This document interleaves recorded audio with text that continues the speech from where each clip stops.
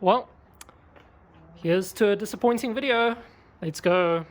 Sorry if the camera looks a bit miff, it is a bit dark. It has gotten dark outside. Okay, so more disappointment and more broken things. Oh, camera's mildly fixing, so I don't know what's happening. Sorry. Basically, I filmed the podcast in cars, and that went live this week.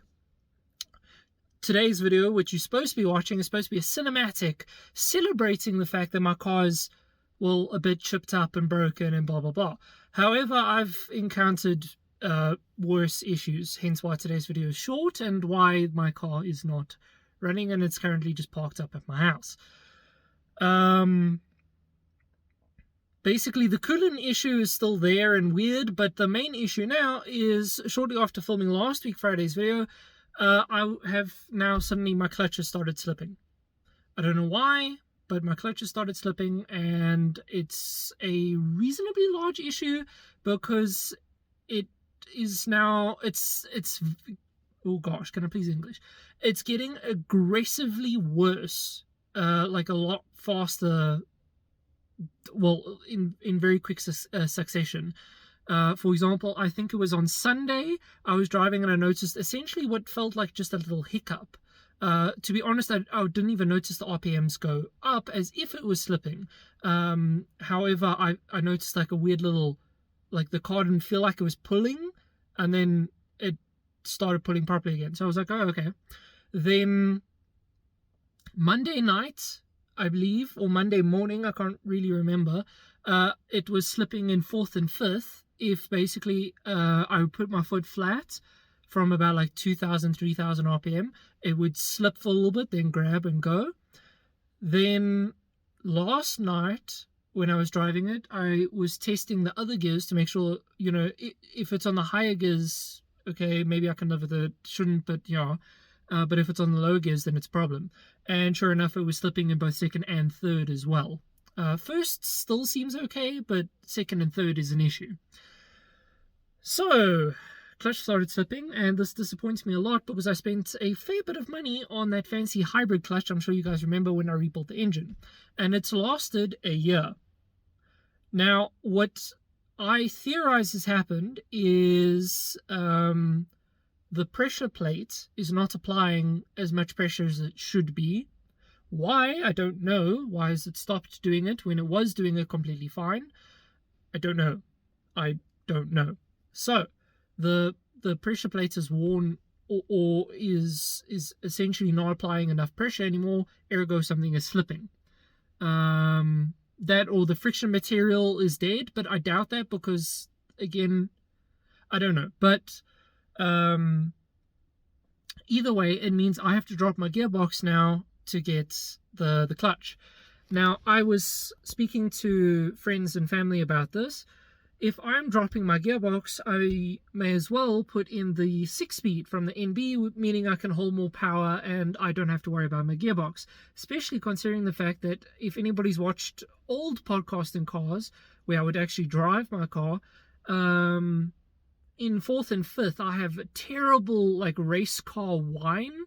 It sounds like straight cut gears from the M3 GCR from 05 Most Wanted, which is cool in its own way. However, for a normal manual gearbox, it should not be making those noises. So that's a bad thing. And also first and second gear is exceptionally crunchy sometimes, especially on colder mornings. So I don't know if I should replace my gearbox at the same time, is my meaning. I haven't really got the money for that because everybody on the channel knows I have no money currently because I paid however much to turbocharge my car. So yeah. So, obviously this has all been happening this week.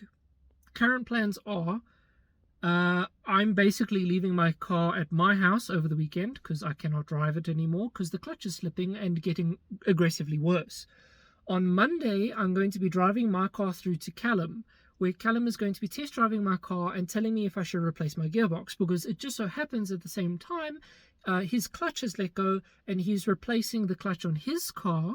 Again, he doesn't really daily drive the car. He does sometimes, but yeah, So he's getting a puck clutch, which is essentially like an on-off switch. I needed the one that I could like balance and drag out and blah blah blah, because I daily drive the car and I'm sometimes stuck in 2 hours worth of traffic. You can imagine that it's pretty sore on the leg and that the car bounces aggressively as it is, never mind if I had just a button clutch. So I wanted a hybrid clutch, in short. Anyway, my point is, he's taking out his 5-speed and he's swapping in a 6-speed. I might be able to take his 5-speed if his 5-speed is in a better condition. So I'm going through to Callum for him to tell me what he feels my gearbox is, if it's worn out and dead or not. If it isn't, then I'll just continue driving with this. If it is, I have somebody who's got a 6-speed, but it's damaged. I'm contemplating that, although to be honest, it doesn't actually sound like that great a deal. Or I can take Callum's old 5-speed. In terms of the clutch and that whole side of the argument, because I got a very fancy hybrid clutch, because your boy wanted to be fancy and special, I have to now take that back to the people who've done it and ask them to fix it. However, it could mean that once a year I'm going to have to remove my clutch for them to refix and retension or something. I don't know what is wrong with it, so we don't know what's obviously at fault. So next week, yay next week, I'm going to be going through to Callum, and he's hopefully going to be able to at least diagnose my car a little bit better, or at very least tell me if the gearbox is fucked. So that will be in next week's video, I suppose. What else was I going to say? I don't know. I've had a terrible week. So, yeah, this is lovely.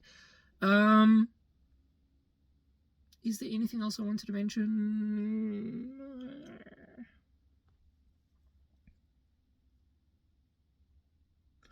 I don't think there's anything else I really wanted to mention, so I'm going to basically just end the video here. If you guys have any questions, please leave them down in the comments. I will do the use and abuse cinematic as soon as the car is up and running again. I'm sorry that this is a disappointment. I'm trying my best. As you can tell, I'm not necessarily very impressed with life right now, but I suppose it is what it is. Anyway, so I hope to see you guys in next week's video, where hopefully we'll be fixing this issue. And yeah, until then, guys, I will keep you updated at very least. Until then. Cheers.